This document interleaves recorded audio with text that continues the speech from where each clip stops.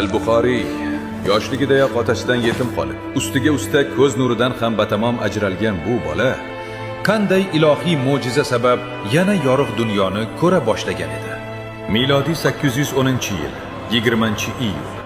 Buxoroy sharifning taniqli ulamolari xonadonida kelajakda butun islom olamini larzaga soladigan bir chaqaloq dunyoga keladi. Uning to'liq ismi Muhammad ibn Ismoil edi. Bolakayning ko'zlari qattiq jarohatlanib, ko'rish qobiliyatidan butunlay ajraladi. Tarixiy manbalarga ko'ra, qanchalik urinishmasin, tabiblar uni davolay olishmaydi. Lekin bolaning Fatima ismli o'ta taqvodor, diyonatli va pokiza onasi bor edi. Bu mushfiqa ona el ko'zdan chetda, kecha-yu kunduz Allohga iltijo qilib, tinmasdan ko'z yosh to'kib duo qiladi. Va kunlardan bir tun u tushida Ibrohim alayhissalomni ko'radi.